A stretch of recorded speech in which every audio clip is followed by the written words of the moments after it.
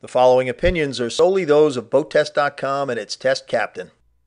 Hi, Captain John here for BoatTest.com. We usually test brand new boats. But today we're going to survey a vessel that has covered over 6,500 miles in just 4 months. She's the Beneteau Swift 34, the greatest loop. In addition to being a test captain for BoatTest.com, I'm also a SAMS accredited marine surveyor. So the assignment to inspect the greatest loop was right down my alley. From May 2012 to September, this Swift 34 was operated on the Great Loop route almost every day by 12 different crews. They rotated on and off every 2 or 3 weeks, and traveling through rivers, lakes, bays, sounds, and oceans, put over 600 hours on her single 425 horsepower Cummins engine. That's more hours than most people put on a 34-foot boat in 5 years.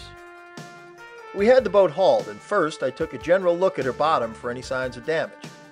I'd been told that she'd hit some submerged items and had run aground during the trip. Despite that, my inspection didn't turn up so much as a scrape in the bottom paint.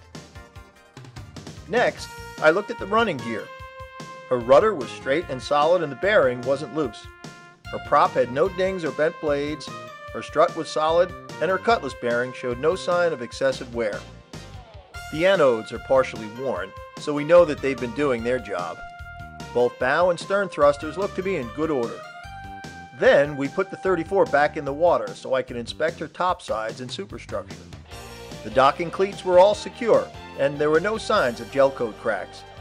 There was no leaking around the base of the windlass into the anchor locker. Given the pounding the boat took in the Atlantic and in Lake Michigan, I carefully inspected the joint where the deck meets the superstructure. There were no stress cracks or spiders. Then I found a stanchion that had hit a piling pretty hard. The stanchion was wobbly and the gel coat was cracked. I consider this normal wear and tear, and it's easily repaired. Next, I checked all doors and hatches with hinges to make sure all were in good shape and nothing was out of true. The rubber rub rail showed no impact damage. It's easy for someone to back into a piling, so I always check the swim platform looking for damage. The joint to the transom was flawless, and I had checked the underside at haul-out. Virtually all of the people driving the boat were big men, so on the Flybridge, I checked the base of the bucket seat to see if it wobbled or was cracked. It was fine. The Flybridge instruments were all functional and showed no excessive damage from exposure to weather and sunlight.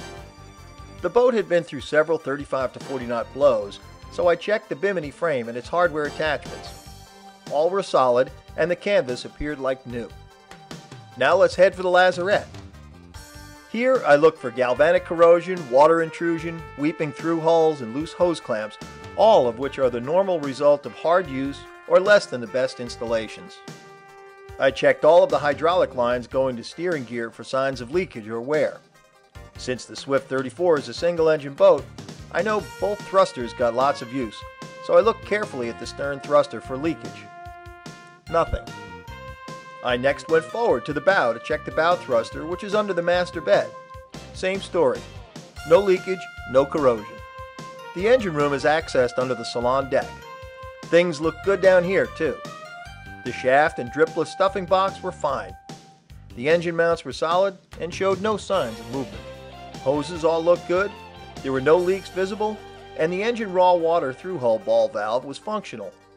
Finally, I checked the accommodations, inspecting cabinets, drawers, window seals, the upholstery, and all plumbing facilities, and virtually everything except for a broken screen door was in good working order.